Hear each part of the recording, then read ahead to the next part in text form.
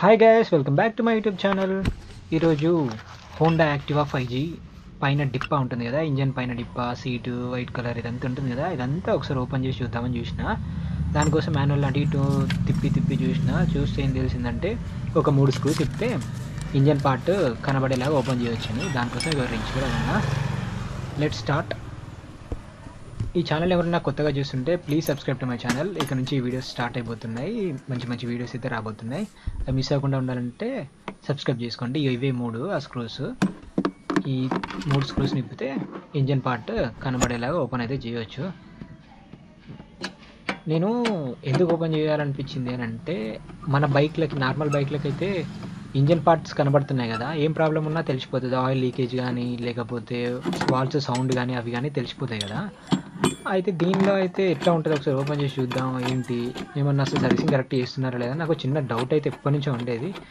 నేను ఓపెన్ చేద్దామని చూస్తే ఈ స్క్రూ అండ్ ఈ పైన 2 స్క్రూస్ ఓపెన్ అయ్యేటిగా, కిందిది ఓపెన్ చేయాలంటే మాత్రం అసలు ఆ పాన అక్కడ తిరగట్లేదు.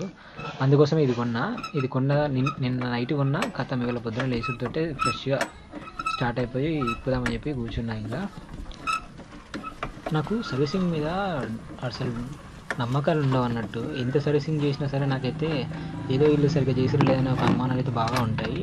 నా అపాచీకే ఘోరంగా ఉంటుందంటే దీనికి ఇంకా ఘోరం. ఇది లాస్ట్ టైము ఎక్సిలేటర్ చిన్న వైరింగ్ ప్రాబ్లం ఉండే, అంటే ఆటోమేటిక్గా ఒక ఆర్పిఎంలోనే ఉండిపోయేది అన్నట్టు ఎక్సిలేటర్ పట్టుకున్నట్టుగా.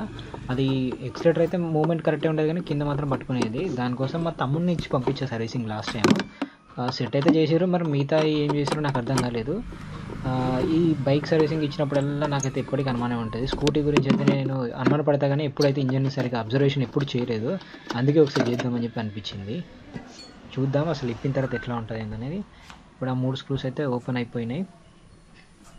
అండ్ ఇంకోటి, ఇది ఓపెన్ చేసేటప్పుడు పైన సీట్ ఉంది కదా, అది అంటే ఇట్లా క్లిక్ అనేలాగా, అంటే క్లోజ్ చేయొద్దు, లాక్ అయ్యేలాగా క్లోజ్ చేయొద్దు, నార్మల్గా పెట్టాలి. తర్వాత బైక్ లేపాలి. లేపితే ఒక రాడ్ ఉంటుంది కదా, ఆ రాడ్ని తీయాలి. అటు సైడ్ నుంచి తీసి ఒకటి లాక్ చేస్తే అది ఉండిపోతుంది. ఇప్పుడు ఇంజన్ పార్ట్ క్లియర్ కనబడుతుంది.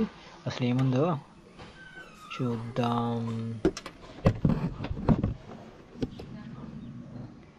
ఆహా, చూసారా, నేను ఏదైతే అనుమానపడ్డానో అదే నిజమైపోయింది. Oil leakage.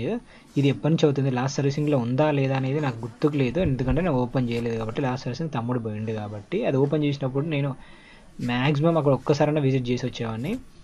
మరి అప్పుడు ఉందో లేదో తెలియదు కానీ ఇప్పుడు మాత్రం ఆయిల్ లీకేజ్ అయితే చాలా అంటే చాలా కనబడుతుంది. ఇది ఫ్రంట్ వాల్వ్స్ ఉంటాయి కదా, పిస్టన్కి సంబంధించిన పైన వాల్వ్స్, ఆ వాల్వ్స్ ఇవి. ఇది వచ్చేసి అది ఎయిర్ ఫిల్టర్.